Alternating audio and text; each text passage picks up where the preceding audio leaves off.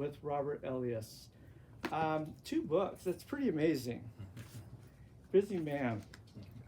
Of course, Peter is a E.P. Clapp Distinguished Professor of Politics and founding chair of the Urban and Environmental Policy Department at Occidental College. He's a former newspaper reporter, a community organizer, and senior policy advisor to former Boston Mayor Ray Flynn. He has co-authored 7 books, including The 100 Greatest Americans of the 20th Century, a Social Justice Hall of Fame. Please welcome from Los Angeles, Peter Dreier.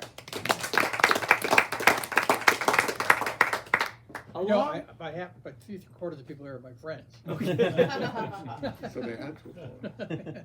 Along with Peter, I am very pleased to welcome Richard Flacks, emeritus professor of sociology at UCSB. He was one of my favorite teachers, and he's also the author of numerous books, including Making History, The American Left, and The American Mind. And he co-wrote with his late wife, Mickey, one of the wonderful books, Making History, Making Blintzes, How 2 Red Diaper Babies Found Each Other and Discovered America. Please welcome Professor Flacks. Take it away, John. So I'm very honored to be. We decided the word is interlocutor. It's hard to say when you reach a certain age. Interlocutor, you know, look it up. So honored to be that with my old friend Peter. With your friend, Peter. My longtime friend Peter. And it could cop to be old. So anyway. That's better. These are great books. I'm very surprised, actually. It goes downhill from here. Well, because Peter has written on many subjects, and he's talked a lot of baseball, but the fact that he's put together his intense understandings and knowledge about the political with a tremendously researched and entertainingly but seriously put together 2 books, and he might want to talk about why it's 2 books.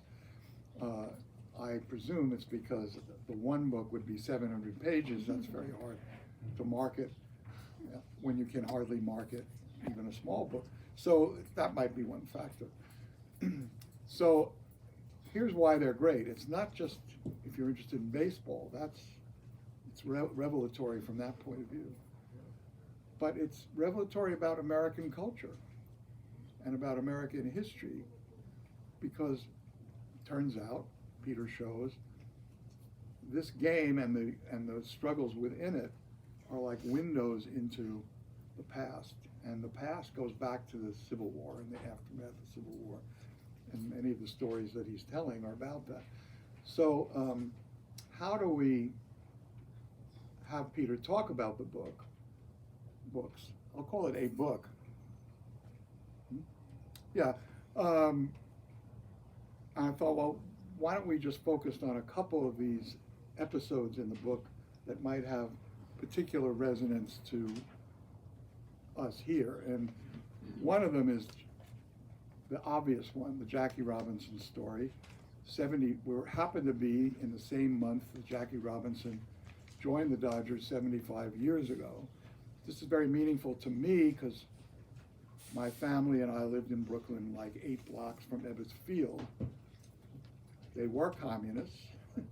And when Jackie came up, this sealed the fact that I had to be a Dodger fan. I mean, it was part of the religion that I was raised in politically. And so my first baseball game was on my birthday, which was about 8 days after Jackie came to the Dodgers. So I have the great honor of having witnessed Jackie Robinson almost at the moment he joined Major Leagues. And I also knew about Lester Rodney because as a child, especially in the bathroom, I'd be reading the sports section of the Daily Worker, and there was a constant, brilliant set of not only news, but stories about the struggle, which was at least 15 years long, to get the color bar eliminated from Major League. This story, I thought I knew a lot about this, but in this book I've learned much more than I knew before, and I'm very glad to have done so.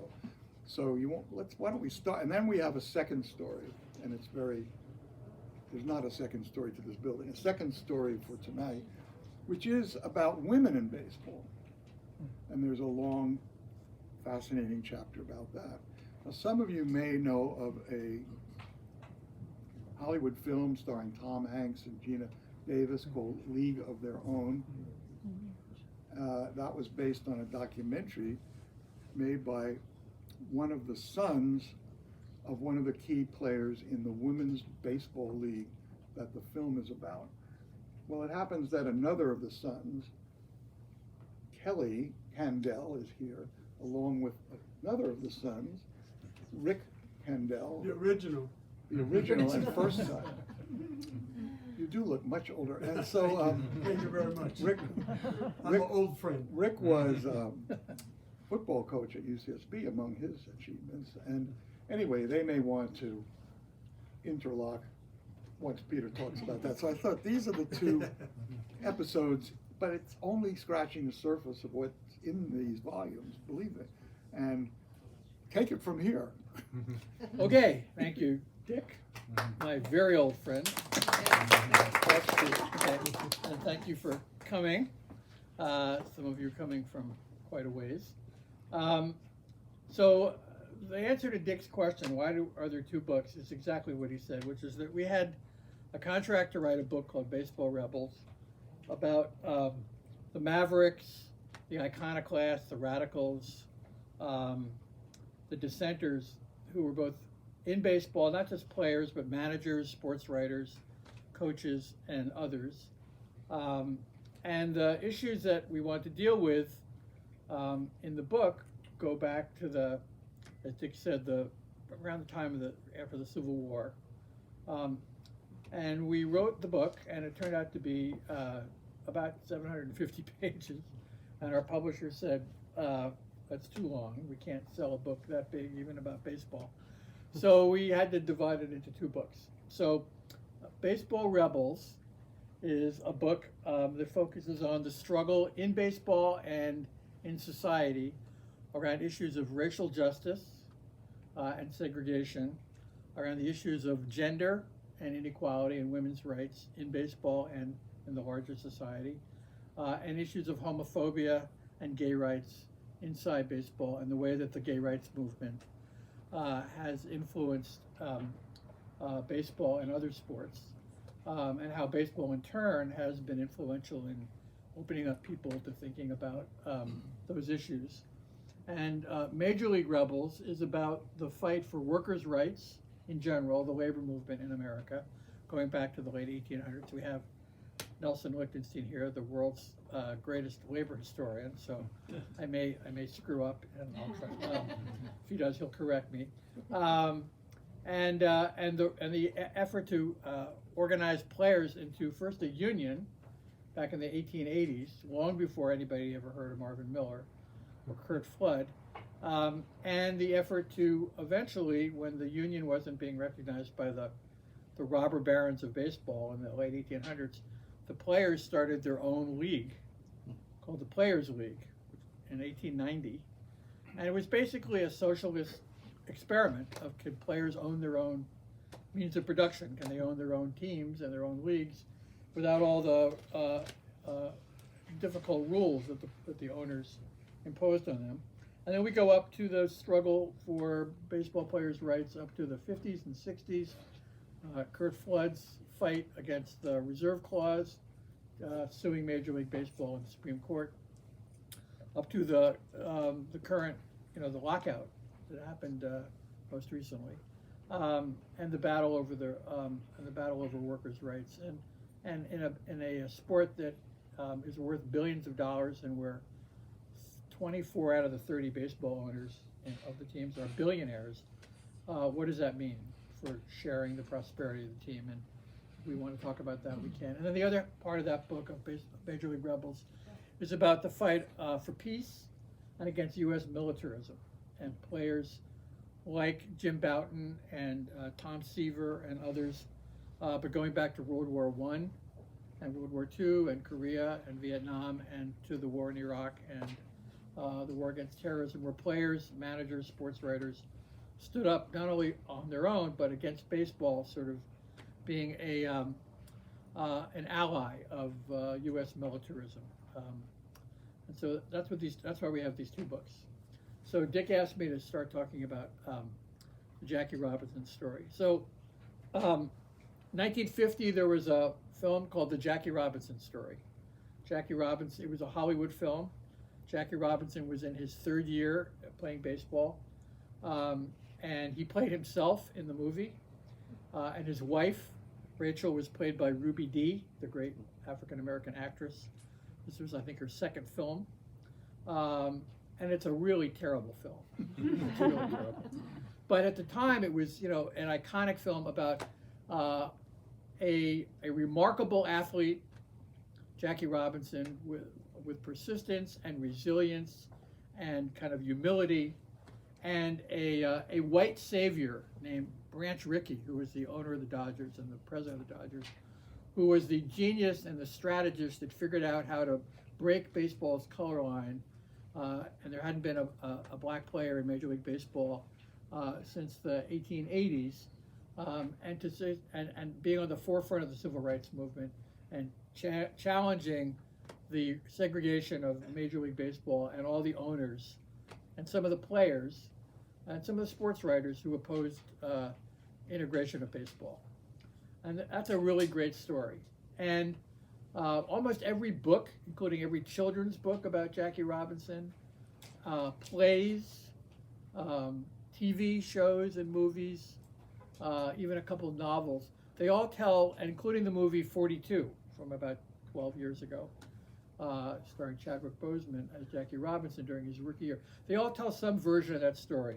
The brilliant athlete and the brilliant strategist, combining to break baseball's color barrier. But what they never talk about, and what we talk about in the book in some length, is that when Jackie Robinson was still in junior high school, which today our kids call middle school, but we call it junior high school, when he was still living in Pasadena going to junior high school, there was a movement to battle for the integration of baseball. And we tell the story of some of the heroes of that movement. And they included a lot of black sports writers, including a guy named Wendell Smith and Joe Bostic and some others, and a few white sports writers, including a remarkable columnist for the New York Herald Tribune named Haywood Broun, who was a socialist, and another white columnist named Jimmy Powers, who was in the New York Daily News, the largest selling paper in the country. And they gave a speech in 1933, both of them at different times, to the All-White Baseball Writers Association in 1933, when Jackie Robinson was 14, and said, "Isn't it crazy that we can have black athletes represent the United States in the Olympics? We can have Joe Louis, who's a national hero, and yet we can't have black athletes playing Major League Baseball." And they began to speak out about that. And Lester Rodney, who Michael mentioned, who was the sports editor of the Communist Daily Worker, along with these black sports writers and a handful of white sports writers, told the stories of the Negro Leagues. Most white Americans in the 20s, 30s, 40s, and 50s had no idea who Satchel Paige was, or who Josh Gibson was, or any of the great black athletes, because the white newspapers basically didn't cover them. And so Kennesaw Landis, the commissioner of baseball, and a lot of the baseball owners basically said, there aren't enough black players who can make it in the major leagues. Black players aren't good enough to play in the majors. Or the players don't want to, the white players would rebel if we had black players, right? Or they couldn't play in the South, in the minor leagues, because most of the minor leagues were in the South. So it would, for all kinds of excuses why they couldn't integrate Major League Baseball. And so Lester Rodney and these other reporters, particularly for the Wendell Smith, who wrote for the Pittsburgh Courier, which is the largest black paper in the country, and it didn't just circulate in Pittsburgh, it circulated all over the country. And this is a little sidelight. How did the Pittsburgh Courier published in Pittsburgh get to black neighborhoods all over the country. Brotherhood of Sleeping Car Boys. Okay, I knew that, right. Nelson. The all-black Brotherhood of Sleeping Car Porters Union, Wow. right, would sneak these newspapers onto the trains and drop them off at these different cities. Nelson, that is brilliant. Very good. That's very He good. knows that stuff. Did you already know that? Yes, Or did you just come to that conclusion? You do it. Okay, that's very good. Anyway, you want to do this? So anyway, so they asked, they interviewed managers, and they interviewed players, white players. They said, would you mind having a black player on your black teammate? And almost a few said no, but most of them said sure, if they can play baseball and win for us, fine, right? The Daily Worker and these black papers would often cover exhibition games where Negro League players would play white teams that were barnstorming of all-stars. People on the Yankees, people on the Red Sox, people on the St. Louis Cardinals, who were a great team back then. And as many times as, more than half the time, the black teams would beat the white teams. And these were not just, all-stars, these were white all-stars. So the Daily Worker would have a headline saying, Satchel Paige beats Dizzy Dean, 1-0, right? So it was a way to sort of project onto the public, as much as possible, the fact that there were not only great black athletes who could compete on the same level, but that white athletes the white players wouldn't mind. They also did things like protest at baseball games. There were pickets in the 1940s, particularly during World War II, but even before, in front of Ebbets Field and Yankee Stadium and the Polo Grounds, and even in LA at Wrigley Field, which was a minor league ballpark for the Los Angeles Angels and the Pacific Coast League, saying end Jim Crow in baseball. These were mostly union members and communists and some black civil rights activists to get the word out. And then they would, there was a famous meeting where Wendell Smith, the sports editor of the Pittsburgh Courier, insisted that the major league owners, and they have an annual meeting in 1942, meet with the publishers of the black newspapers. And there was enough pressure in the country going on around this with all these protests and petitions and pickets that Kennesaw Mountain Landis, the commissioner, who was an extreme racist from Georgia, reluctantly agreed to allow the black newspaper publishers to meet with the owners and to bring with them Paul Robeson, who back in 1942 and 43 was not yet a tragic figure and a victim of the Red Scare. And he was also an All-American football player at Rutgers. Probably one of the most famous Americans at that point. Yes, absolutely, yeah. So he came to this meeting. He gave an amazing speech, which we partly reproduce in the book. And he said, this is outrageous, and you need to integrate for the sake of democracy, for the sake of World War II. We're fighting for democracy. And Kennesaw Mountain Landis had told the owners in advance. He was the commissioner. He was their employee, but he ran the place like he was a dictator. He said, once he talks, you can politely clap, but don't ask him any questions. And that's what happened. And so Paul Robeson left, and nothing happened. A year later, again after protest, there was a Jewish city council member in Boston named Isidore Muchnick, who told the Boston Red Sox owner, Tom Yawkey, that we will deny you a permit to play in Fenway Park on Sundays. There were these blue laws, you can't play on Sundays, unless you at least give tryouts to black players. So Jackie Robinson and 2 other black players in the Negro Leagues were invited to do a tryout in Fenway Park, and they did, particularly Robinson did remarkably well. The hitting instructor for the Red Sox, a guy named Hugh Duffy, said he's one of the best players I've ever seen. Too bad he's the wrong color, and that was it. Right? But eventually, at the end of World War II, there was enough concern about this, particularly America. When the Cold War started, the Russians would say America's a racist country. How can you call yourself a democracy? right? So there was some willingness to at least open it up. And so when Branch Rickey decided he wanted to integrate baseball, he was allowed to do so by a new commissioner, because fortunately Kennesaw Mountain Landis had died. And the new commissioner, this is one of the great sort of ironies of America, was the former governor of Kentucky, right, who was a segregationist named Happy Chandler. But he was open-minded, and he said, okay, I'm not going to object if you want to integrate the Dodgers. And so Branch Rickey did that, and there's a lot of stories in the book about all the things that Jackie Robinson had to put up with, some of which are in that movie 42. But the bottom line here is that Jackie Robinson understood that it wasn't just him and Branch Rickey that integrated baseball, that he owed his success to a left-wing movement, a progressive movement. And he paid that debt back in many ways over his lifetime. While he was a player, he was the most outspoken player against racism. He had a column in the New York Post, he had a column in the Amsterdam News. He was always speaking out about racism. And once he retired in 1957, he was on the front lines of civil rights protests. He raised money for the SNCC sit-in students who raised bail money.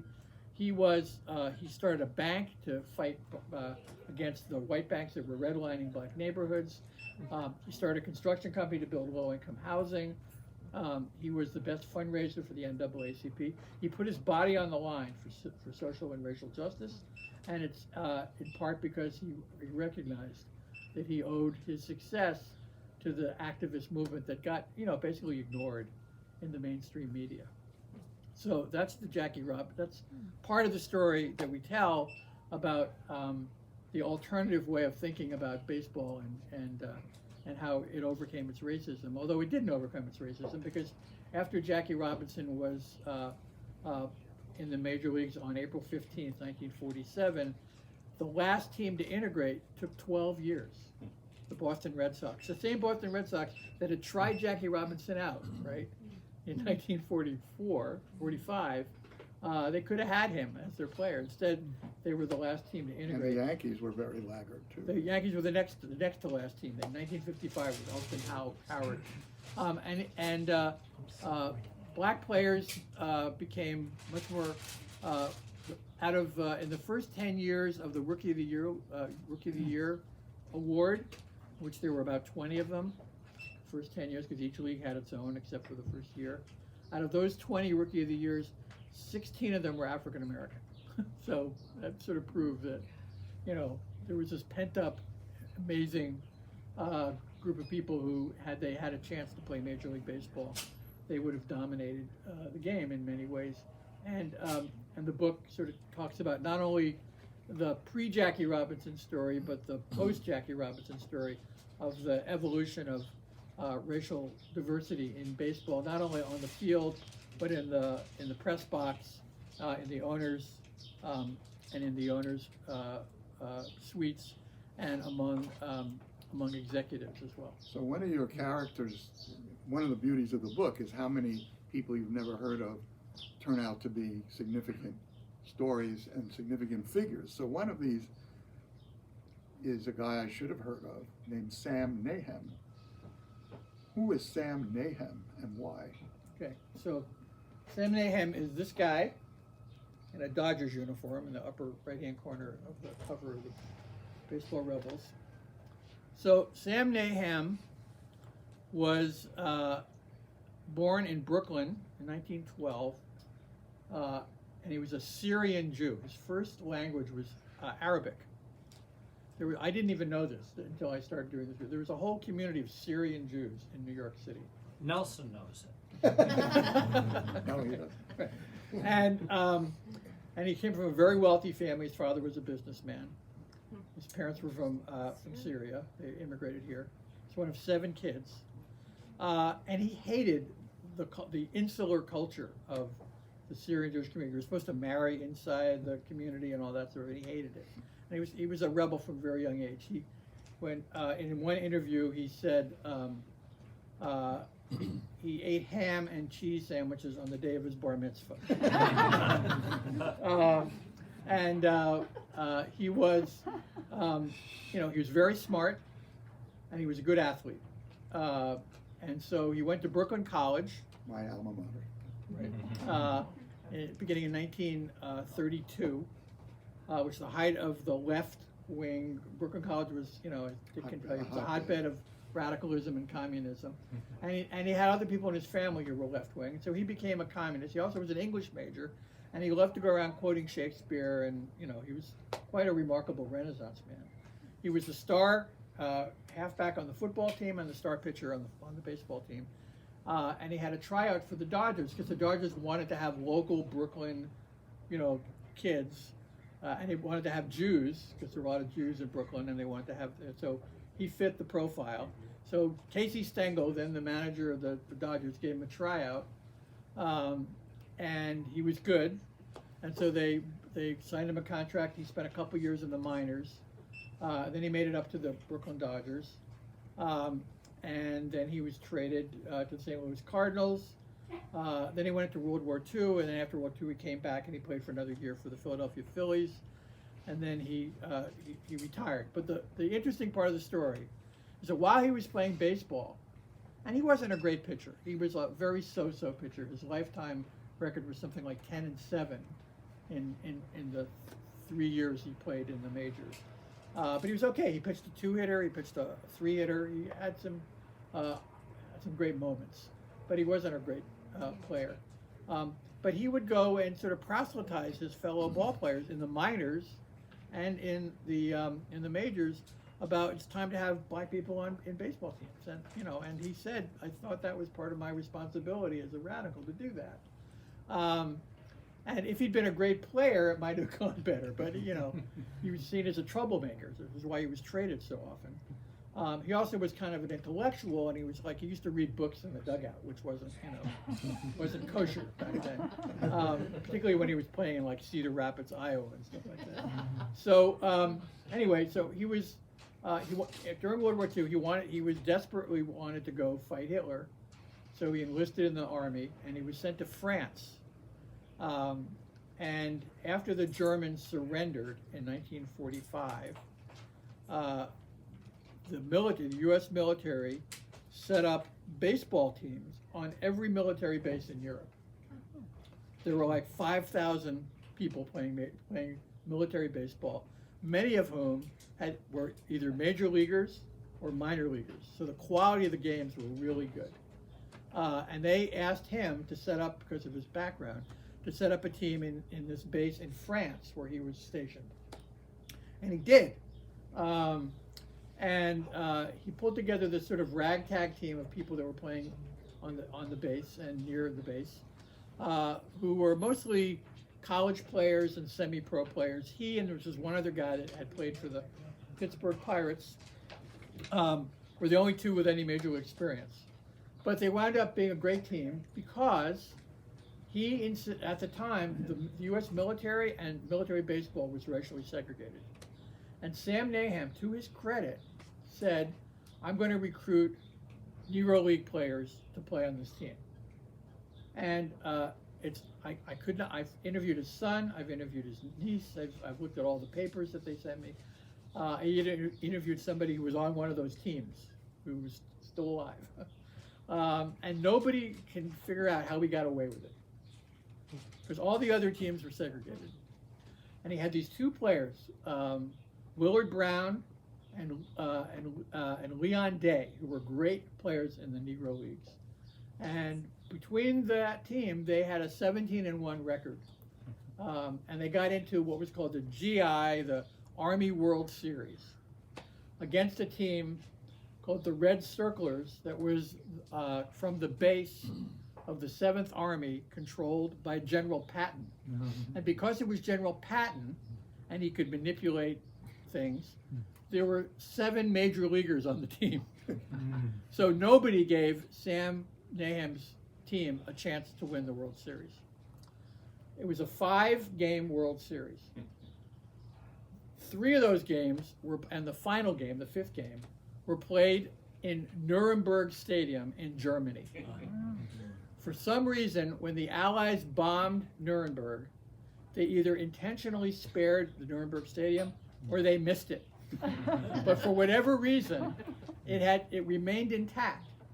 And so the American soldiers in Nuremberg got the German prisoners of war to build a baseball field in Nuremberg Stadium, where those Hitler rallies you've probably seen in documentaries took place, including Triumph of the Will, that great film, great in some ways. It's a propaganda film. And they made a baseball field in Nuremberg Stadium with 50,000 seats. And they played the final game in Nuremberg Stadium. And Sam Naham started the game. He was also a good hitter, so he started the game, but he also was a good hitter. He gave up 2 runs in the 4th inning. He took himself out. He brought in somebody else. They won the game. The guy that drove in the winning run was one of the black players, right? Couldn't have asked for a better ending, right? And they won the World Series. And then they had a celebration. The general that ran their base had a celebration of the team, and in the book we point out that the celebration was integrated. It was the only time that black and white players could celebrate in the same place on a military base, because otherwise they were totally segregated. So that to me is his great contribution to baseball and to the struggle for racial justice. He went back after World War II. He played 1 more year for the Philadelphia Phillies. I'll tell you one quick story about that. The Philadelphia Phillies were the most racist team in the major leagues. They had a manager named Ray Chapman who was used to say all the N-words, all the worst things when they were playing the Dodgers, both in Brooklyn and in Philadelphia.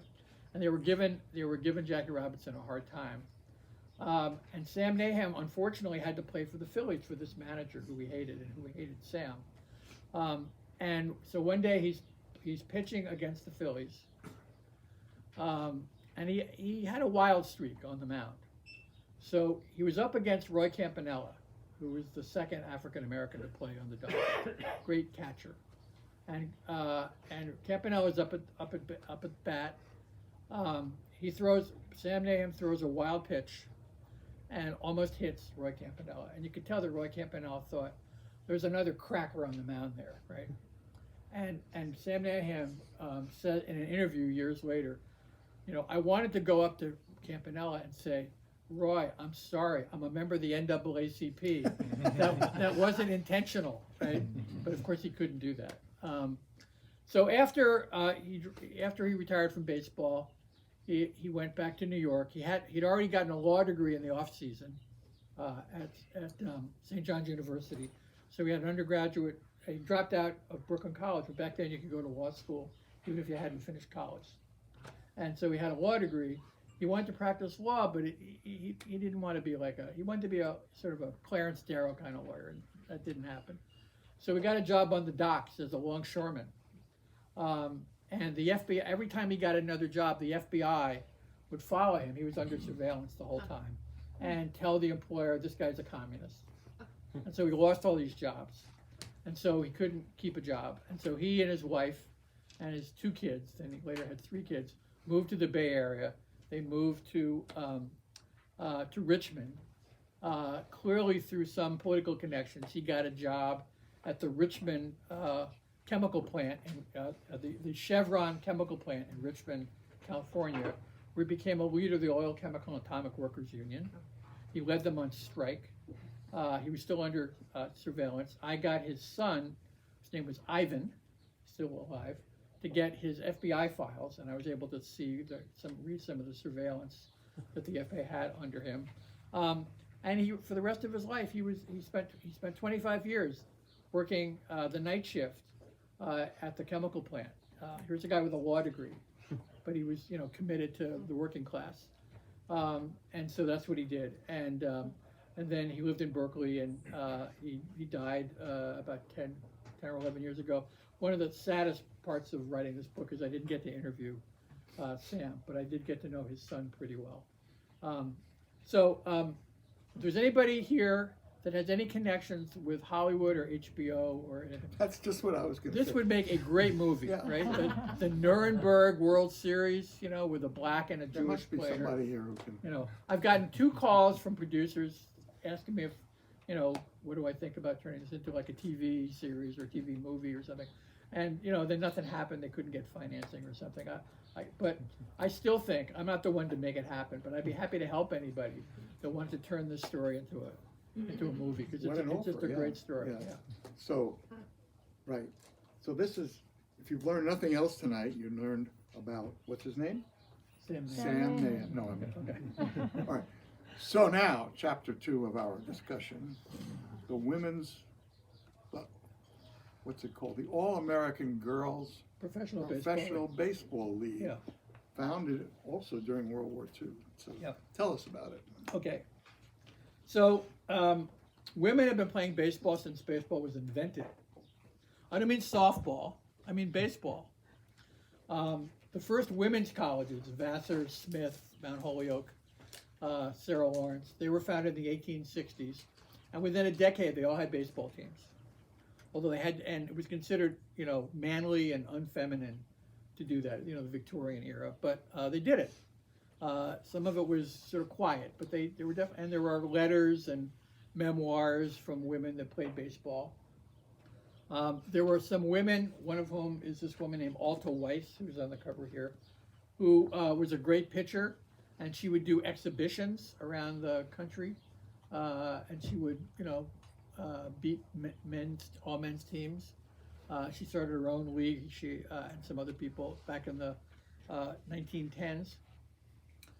There's another story of a woman named Jackie Mitchell, who signed a contract and played with a minor league team in Tennessee called the Chattanooga Lookouts, and she was a great pitcher. And the Lookouts played a exhibition game against the New York Yankees, the great New York Yankees, in 1934, or 32. And she struck out Babe Ruth and Lou Gehrig. Right. And immediately that became a story around the country. And as soon as those stories came out, Kennesaw Mountain Landis, the racist asshole who was the commissioner of baseball, insisted that the Lookouts cancel her contract and that no woman could ever play. He ordered that no woman could ever play on a minor league team. And they didn't until the 1990s, when a woman named Illa Borders, who we write about in the book, who was from Southern California, was the first woman to get a baseball scholarship at a college in the United States, and she wound up playing in the minor leagues. And she's now a firefighter, but she played in the minor leagues for about 4 years, and she's from Southern California. But the true story, the story that interests most people, is a story that has to do with Rick and Kelly's mom, who we feature in the book, Helen Callahan. And I feel a little silly here telling the story of your mom. So, Well, you know more about her than they do. that's what Rick said, but I don't believe it. But anyway, so you guys can chime in at any point. So in 1942, That's not right. Kelly's one of my best friends. In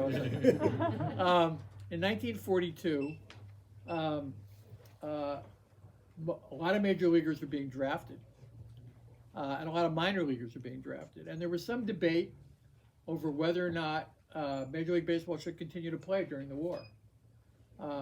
And a lot of the major league owners were worried that they would lose their investment because President Roosevelt would cancel Major League Baseball. So there's a lot of back and forth.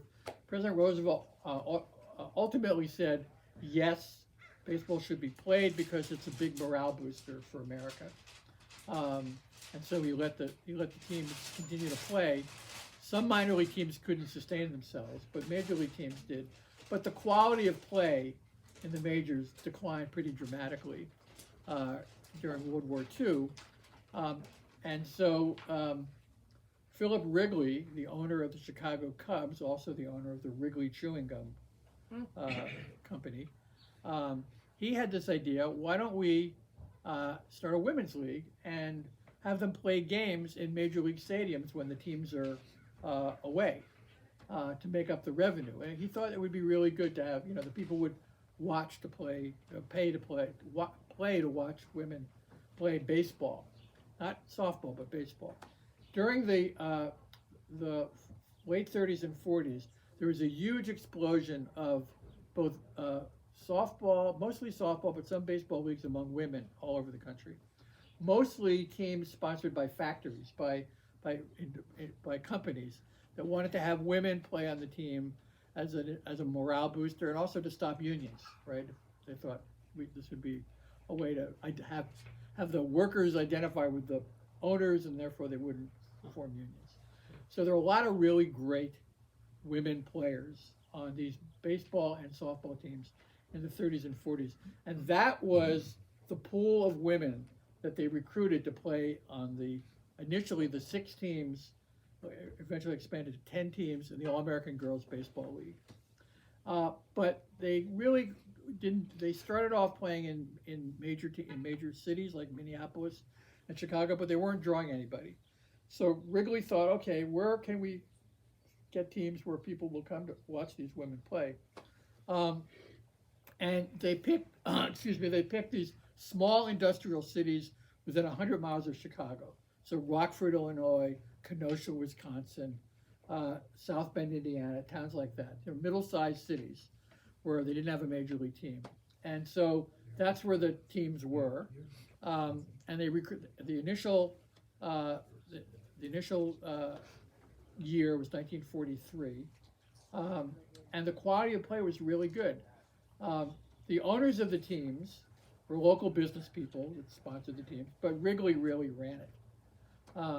And they had a bunch of rules. One is there was a stereotype among in the country at the time that women that played softball and baseball in these industrial leagues were probably lesbians, although they didn't use that word. And so they wanted to make sure that the women that played in this league were considered feminine, like the girl next door types. So they made all of them go through beauty school, led by Helena Rubinstein's organization that had, makeup, and they had all these lessons they had to go through: how to speak, how to put on makeup, how to dress. They made them wear short skirts while they were playing, right? Now, but they also told them they had to slide when they were trying to, So there were a lot of injuries that way. And they had chaperones so that they wouldn't go out at night and, embarrass the league. It was very authoritarian. There were a few players, some of the great women baseball players, who refused to play for this league because they didn't want to have to put up with that kind of stuff. But they paid pretty well. They paid like $85 a week at the time, which was more than most men were making. And most of them were working class women, like Rick and Kelly's mom, who worked in a factory in Vancouver. And so they played on regular, they changed the rules a couple times, but mostly they played the same rules that men played in baseball. And they were amazing. And for about 6 years, they made a lot of money. Not, the players made some money, but the teams made quite a bit of money. And in 1954, it was over. And that was about the time that, women were told after World War II, go back, live in the suburbs, be a housewife, raise your kids. Women shouldn't be working anymore. So that was kind of the culture that, helped to end the league.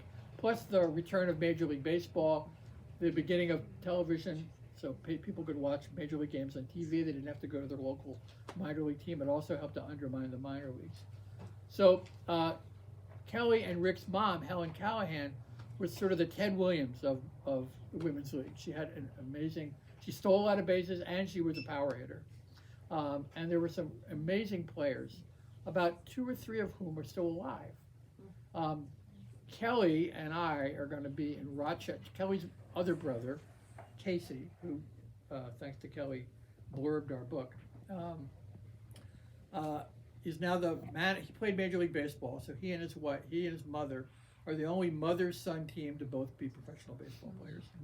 And they Casey is now the manager of the Buffalo Bisons, the AAA minor league team of the Toronto Blue Jays.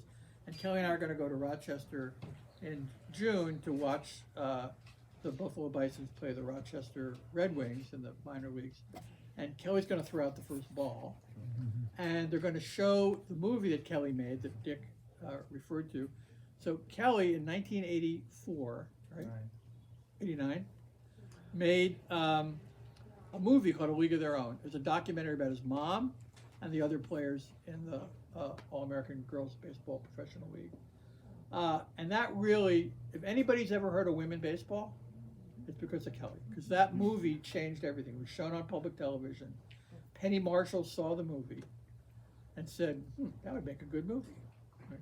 So then she made the famous League of Their Own, which is the best-selling baseball movie ever made, more than Bull Durham, more than Field of Dreams. It's the best, both in terms of, and every time it shows up on TV, Kelly gets a couple $1,000. Okay. Why do you think I can buy these books? Yeah. So the other story we tell, there's a chapter on women in this book. There's a chapter on gay men in baseball, which if you want I can talk about, but I'm not going to now. And in the chapter on women, there's a small section, not a small section, but 7 or 8 pages on lesbians in baseball. And what Kelly told me is that his mom didn't know what a lesbian was until she started playing with the Minneapolis Millers. It turns out a lot of the players were lesbians. Nobody will know how many because they're all in the closet, not to each other, but to the world. And a lot of them really didn't like the the imposition of feminine restrictions on them, what clothes they could wear, how they could cut their hair, what shoes they could wear. It was very restrictive. But the culture was to be basically an all-American girl, the girl next door. And so we tell the story of the lesbians, and a lot of them were in the closet until they died, or until very late in their lives. And the way we found out about who some of them were lesbians was we looked at the obituaries in their local hometown papers when they died, and quite a few of them said she lived with her long-term partner, so-and-so. But otherwise, they were in the closet. Not all of them. 2 of them agreed to make a documentary about their love.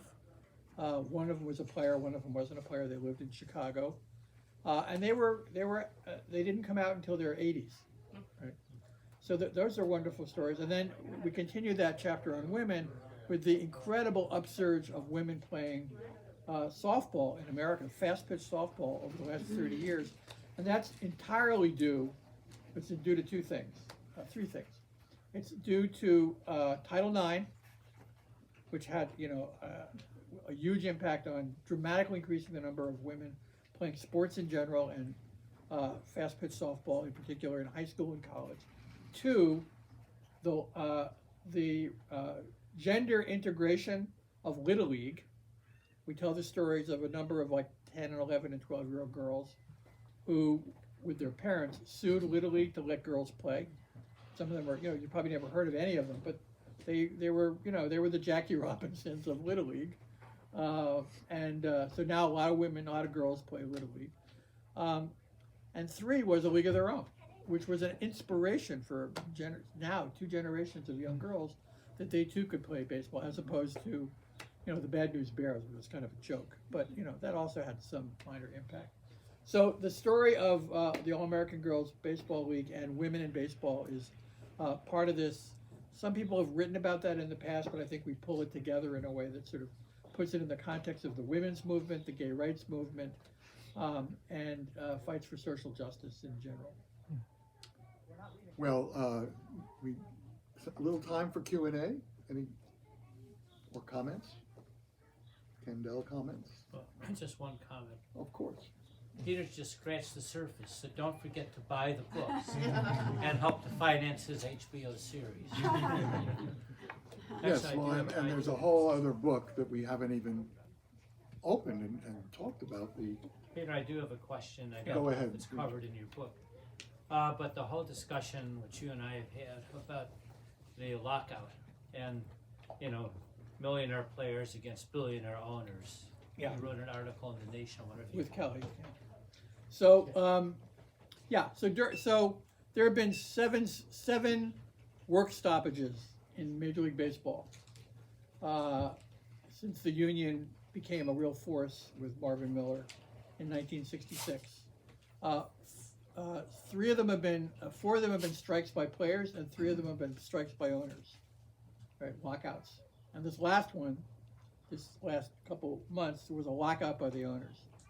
And the way almost all of the media framed this, including a lot of cynical fans, was just a fight between billionaire owners and millionaire players, right? Why should we give a damn? They're overpaid, spoiled brats, and that's why ticket prices are so high and hot dogs cost so much. So why should we bother caring about this? And to be honest with you, the union hasn't done a really great job, the players' union, of helping to frame it in a way where the ordinary fan or American can really understand that. So Kelly and I, we've been writing about this for quite a while. We wrote an article in the middle of the lockout where we interviewed a bunch of players who played in the major leagues for what they call a cup of coffee, means a year or 2 or 3, and what they're doing now. So we interviewed a guy who's a firefighter and an EMT, a guy who works for Starbucks, a guy who is a baseball coach in a Division III team. He probably makes, $50,000-$60,000 a year. A bunch of players, who were in the majors and achieved their goal of being a major league player, but are not living high on the hog because of all the money they made. And the reason is, there's 2 major reasons. One is, despite the fact that the starting minimum wage for baseball players now, thanks to the union, is $570,000 a year, which sounds like an enormous amount of money, the typical player in Major League Baseball only lasts 3 years. And 25 to 30% of them only last a year or less. So they're making a lot of money for a little amount of time. But the other thing that happens, and you may have read about this, is that what the teams do is they'll often call somebody up to the majors from the minor leagues for maybe a month or 6 weeks, and then send them down to the minors. They only get the major league minimum prorated for the amount of time that they're in the majors. And when they go back to the minors, they're making like $400 a month until last year, without any housing expenses paid for only those 3 or 4 months they're playing baseball, right? So if they get promoted from a single A team to a double A team or to a triple A team, they lose, I know this sounds silly, but they lose their first month and last month's rent, right? Because they have to move like in a day to get to their new team. And for a minor league player making $400 a month, that's a lot of money. And so, it is true that, a lot of these guys are making a lot of money. It turns out that I think it's the 10% richest players with the biggest salaries get like 75% of all the salaries, right? So most of them are, the average salary is about $3 million, but the median salary is about $1 million. That's a lot of money. But if you're only, and a lot of these are 18, 19, 20, 21-year-old guys. Most of them, some of the ones that grew up in the United States, many of them went to college for a year or 2 and dropped out. The ones that come from Venezuela or from Asia or from Dominican Republic, they haven't gone to college. They probably don't have, very, they like to spend money when they're 18. Kelly and I went to a game up in Seattle a couple of years ago, and we went into the garage where the players park their cars, and Maseratis, and and so forth. So yeah, if I'm a 19-year-old kid and I'm making $500,000 for, I'm going to waste it. And they probably don't get very good advice. We know they don't get very good advice on how to invest their money. And Kelly. That's Kelly's car, right? No, I got to sit in it once. But when you're talking about Jackie Robinson and the movement that created integration, I was thinking, of course, of my mom and women's sports, and you mentioned Title IX, and I wonder if most female athletes today would even know what Title IX was or is, that it was the product of a movement, and that the feminism came before the political movement that resulted in Title IX. So it was just interesting reflecting on the same dynamic that occurred with Jackie. Yeah, you're absolutely right. And then just a personal reflection on my mom. She was from a working class background, didn't graduate high school. My father, the same thing. But, you know, as a result of the movie, I think, and then talking about history and what it means to understand history and analyze history and movements and so on, I think she became, you know, a kind of feminist as she aged, even though she wouldn't have used that terminology necessarily. But, you know, a champion of women, a champion of women's sports, even though she had, you know, 5 sons that, you know, I think she wanted to have a girl. But it was just an interesting evolution of an individual, you know, in a society that's changing and evolving. Yeah, that's a great point. I'll share a story with me as a kid. When I was 10 years old, we had moved from Canada to Fort Wayne, Indiana, where she played for the Fort Wayne Daisies, then out west. We ended up in Lompoc. I was 10. I was playing Little League Baseball. They had a game, the mothers against the mothers. Oh. And mostly it was for the men to sit around and make fun of. And I remember my mom hit one out, pitched 3 innings, struck out 9, stole 3 bases, and doubled off the wall. And I remember running around that stadium going, "That's my mom! That's my mom!" That's my mom. That's a great story. And, Yeah. you know, Yeah. I always thought like throw like a girl was a compliment. Uh, I mean, What a great line. I didn't know anything any way Yeah, different. that's a great We line. grew up playing catch with her in the front Yeah. yard. So 2 things in response to what Rick and Kelly just said. One is I've been teaching college now for about 40 years, and at the beginning of the semester, I always ask, you know, the women in the class, how many of you played sports in high school? And almost all of them, you know, 2/3 to 3/4 raise their hand. How many of you played sports in college? About half of them raise their hand. I say, what's Title IX? Most of them have no idea. Right? I said, who was Billie Jean King? Most of them have never heard of her. Billie Jean King was the major force that got Title IX passed. So you're absolutely right. So unless they know their history, they don't know, you know, how much they all stand on the shoulders of these women, including, you know, Rick and Kelly's mom and people like Billie Jean King and people like the people in our book. And they don't learn that history, obviously in high school history class. Some of them know. I mean, I'm not saying all of them don't know, but most of them don't know. And the other story that, you know, what Kelly and Rick were just saying that made me think about this is that, like their mom, most of the women that played in the All-American Girls Baseball League were from working class families. A lot of them worked in offices or factories. And most of them, you know, back then, I think the statistic I found in that I used in the book is that back then, meaning the 40s and 50s, only about 5% of all women went to college. And I'm sure it was a lot lower for working class women, right? About 1/3 of all the women that played in the American Girls Baseball League went to college. Which means that the team playing in these leagues gave them a sense of self-respect and self-confidence that allowed, and a cushion for money that gave them the idea that they could make something more of themselves. And so a lot of them went to college. A lot of them majored in physical education. A lot of them became high school and college either gym teachers or professors of physical education. And they were the generation that helped to recruit the young girls and women to play sports in high school and college after Title IX got passed. And so, you know, and I learned this just by looking up the obituaries and so forth of these women. They were a remarkable group of women whose careers really advanced feminism, even though, as Kelly said, you know, they may not have called themselves feminists, probably some did, but they were clearly on the forefront of women's rights. Danger of book talks is that people hang around and then they don't buy the book. So Okay. this is the moment to thank Peter and his co-author, Professor Elias, for producing this work that is going to enlighten America from here on in, and it can be your very own by picking up the book, getting it, and then getting his signature. Give him a hand.